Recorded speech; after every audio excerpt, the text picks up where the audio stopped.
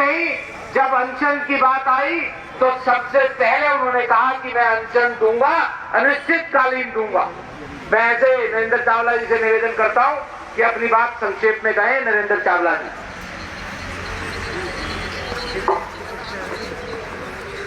एक बार मुट्ठियां बंद करके आसमान की ओर खोलेंगे और मेरे साथ जय घोष करेंगे। भारत माता की, भारत माता की, भारत माता की। आज इस मंगलवार के दिन प्रभु हनुमान जी का दिन होता है। उस हनुमान जी की शक्ति लेकर हमारे प्रदेश अध्यक्ष श्रीमान आदेश गुप्ता जी दिल्ली विधानसभा में, प्रतिपक्ष के नेता रामवीर सिंह बिधूड़ी जी, हमारे तीनों महापौर, हमारे प्रदेश के पदाधिकारी, हमारे स्टैंडिंग कमेटी के अध्यक्ष, नेता सदन और सभी मेरे निगम पार्षद भाई और बहनें, और इस धरने का मंच संचालन कर रहे मेरे भाई हर्ष मल्होत्रा जी। अभी हर्ष जी बतला रहे थे, बहुत सारे वक्ताओं ने भी बतलाया कि 13 दिन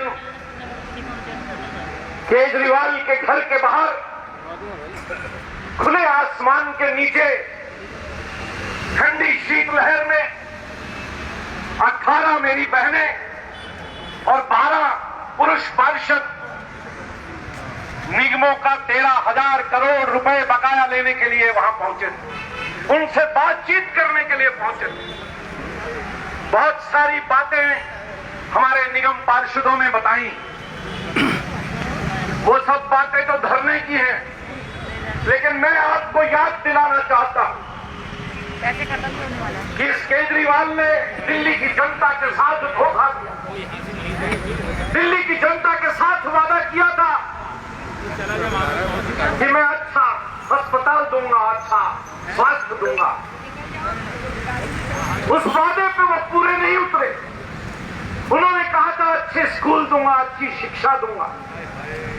उन्होंने कहा था मैं बिजली हाथ पानी माफ दूंगा, मैं यमुना को अच्छा करूंगा, मैं पब्लिक ट्रांसपोर्ट को अच्छा करूंगा, मैं दिल्ली को पेरिस बना दूंगा।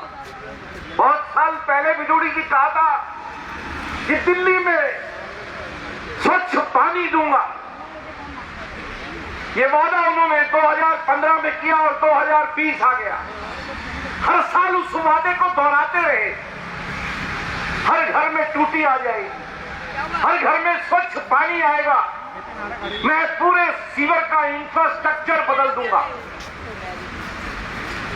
दिल्ली जल बोर्ड के घोटाले को आदेश जी ने उजागर किया है।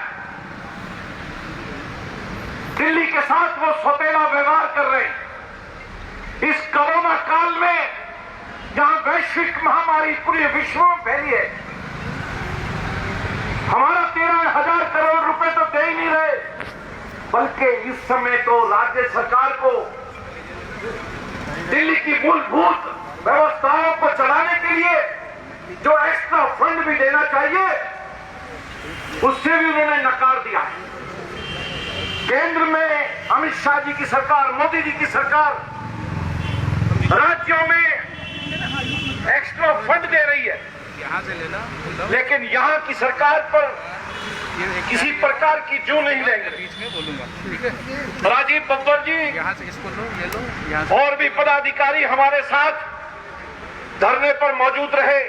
मैंने वहां भी बतलाया था, ऑडियो ठीक है, सुनोगे, लाओगे हेडफोन, कि जहां हम धरने पर बैठे थे वहां डॉक्टर भीमराव अंबेडकर का सामने म्यूजियम बना।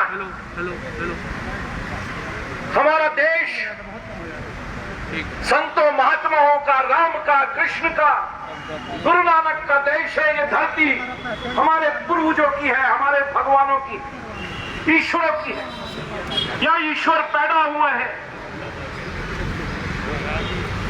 उस डॉक्टर भीमराव अंबेडकर, और ऐसा भी हमारे धर्म ग्रंथों में मानना है कि हमारे यहाँ आत्म आत्मा कभी मरती नहीं, इंसान मरता है और आत्मा हमेशा जीवित रहती है।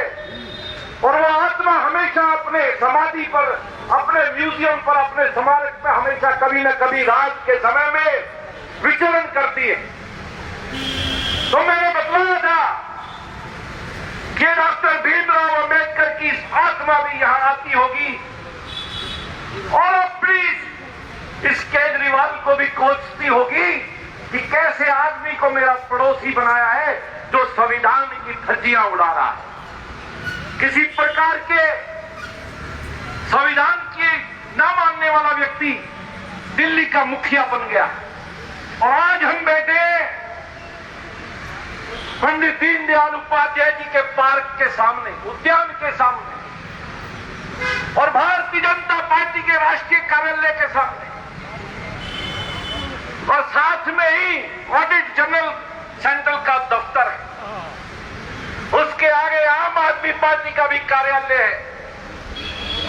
हमने जो पैसा लेना है, जो दिल्ली की जनता के लिए, निगम कर्मियों के लिए उन्होंने जारी करना है, उसका हिसाब किताब लेकर आए हैं और पंडित दीनदयाल उपाध्याय जी की शपथ खा करके कह रहे हैं कि वो पैसा हम अवश्य आपसे लेकर के जाएंगे।